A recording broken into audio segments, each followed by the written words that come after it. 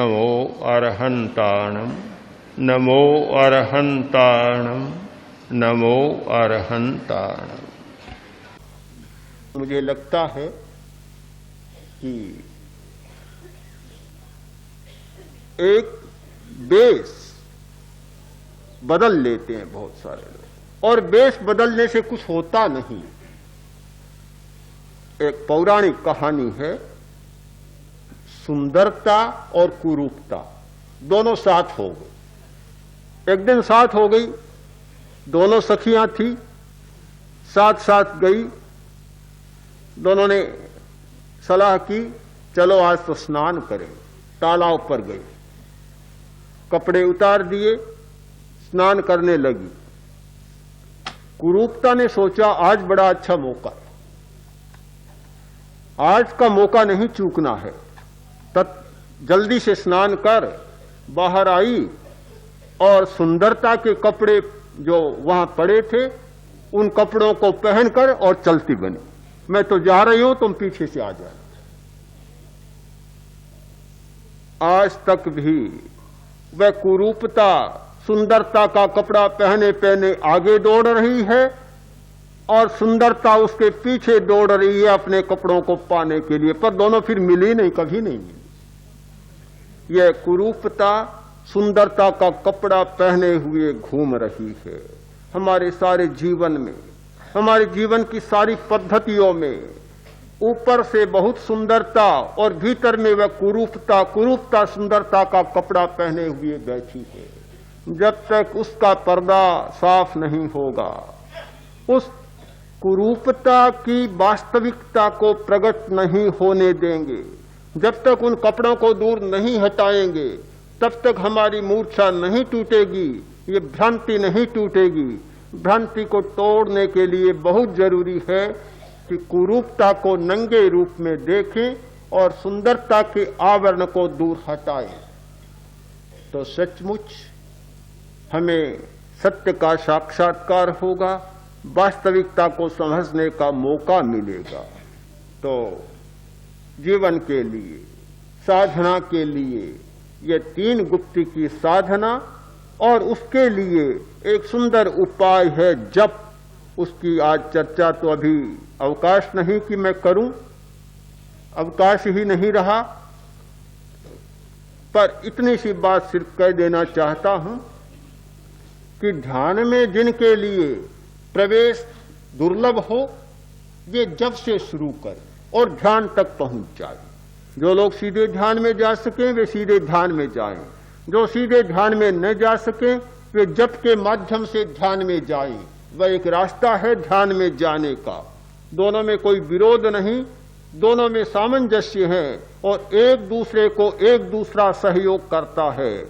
जप और ध्यान ये दोनों उपाय हैं सारे अपायों को मिटाने का। हमारे जीवन के जितने अपाय हैं वे इन उपायों के द्वारा समाप्त किए जा सकते हैं।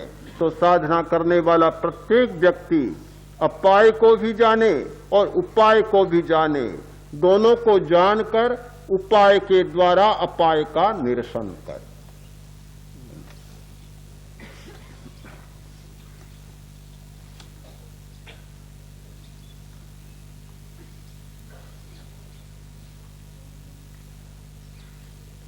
जप स्वतंत्र पद्धति से भी किया जा सकता है और चैतन्य केंद्रों पर भी जप किया जा सकता है, और चैतन्य केंद्रों पर किया जाने वाला जप बहुत सार्थक होता है, बहुत सफल होता है। दर्शन केंद्र और ज्योति केंद्र ये दोनों बहुत महत्वपूर्ण चैतन्य केंद्र हैं और हमारी सारी वृत्तियों का नियंत्रण करते हैं, अंतर्दर्शन को जागृत करते हैं। वहां रिंग और क्षिंग का जप किया जाए तो बहुत सफल होता है और उनकी शक्ति जागृत होती है। यानी है और क्षय या रिंग और क्षिम, क्षीम क्षय दीर्घ इकार और अनुस्वार, क्षीम ह्रीम क्षीम। बीज मंत्रों का इस आधार पर निर्धारण किया गया था उनकी ध्वनि तरंगें किस प्रकार की होती है और वे कहाँ चोट करती है, कहाँ उनका प्रभाव होता है। तो यहाँ दर्शन केंद्र और ज्योति केंद्र पर ऋंग और क्षिंग का बहुत प्रभाव होता है।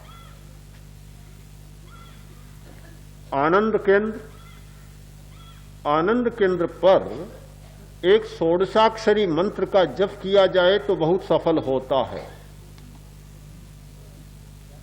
अरहंत सिद्ध आयरीय उवज्झाय साहू, अरहत सिद्ध आयरीय उवज्झाय साहू।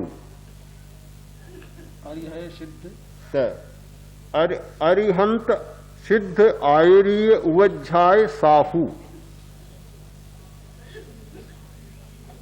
यह मंत्र बहुत उपयोगी होता है।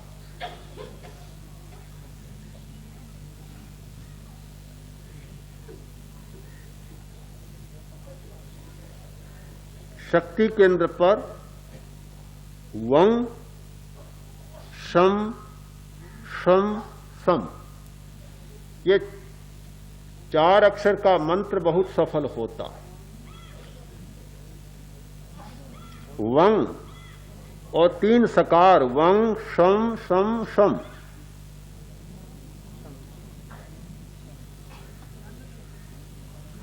तालव्य मूर्धन्य और दंत। तो इस प्रकार चैतन्य केंद्रों को जगाने के लिए अनेक बीज मंत्र और मंत्र हैं और जिनकी साधना से सचमुच सक्रियता बढ़ती है।